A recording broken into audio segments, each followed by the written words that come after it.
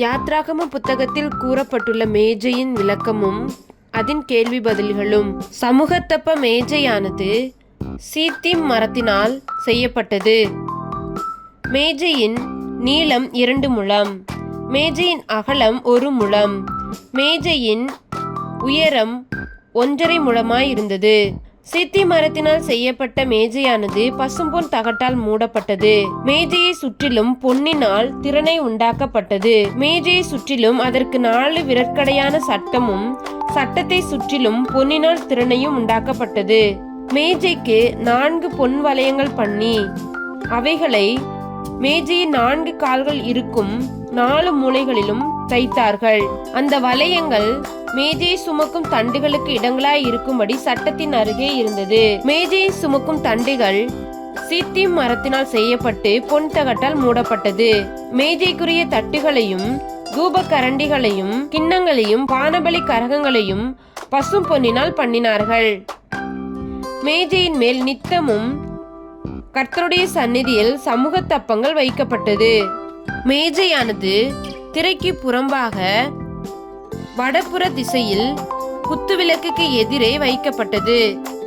யாத்ராகம புத்தகத்தில் மேஜை. யாத்ராகமம் அதிகாரம் 25, 23 முதல் 30 வசனங்களில் கர்த்தர் சீனாய் மலையில் மோசேக்கு காண்பித்த மாதிரி. யாத்ராகமம் 37ஆம் அதிகாரம் வசனங்கள் 10 முதல் 16 வரை மோசே பெஸ்லேலுக்கு கற்பித்தபடி அவன் மேஜையை செய்தது. யாத்ராகமம் 39, 36 வசனத்தில் செய்து முடிக்கப்பட்ட மேஜை மோசேயின் இடத்தில் கொண்டு வரப்படுதல். அதிகாரம் 40, 4, 22, 23 வசனங்களில் ஆசரிப்பு கூடாரத்தில் மேஜை வைக்கப்பட வேண்டிய இடத்தை கர்த்தர் கற்பித்தலும் மோசே அந்த இடத்தில் மேஜையை வைத்தலும். மேஜையை குறித்த கேள்வி பதில்கள். கேள்வி: மேஜையும் அதன் தண்டும் எந்த மரத்தினால் செய்யப்பட வேண்டும்? பதில்: சீத்தி மரத்தினால். கேள்வி: மேஜையின் நீளம் எவ்வளவு? பதில்: 2 முழம். கேள்வி: மேஜையின் அகலம் எவ்வளவு? பதில்: 1 முழம். கேள்வி: மேஜையின் உயரம் எவ்வளவு? பதில்: 1.5 முழம்.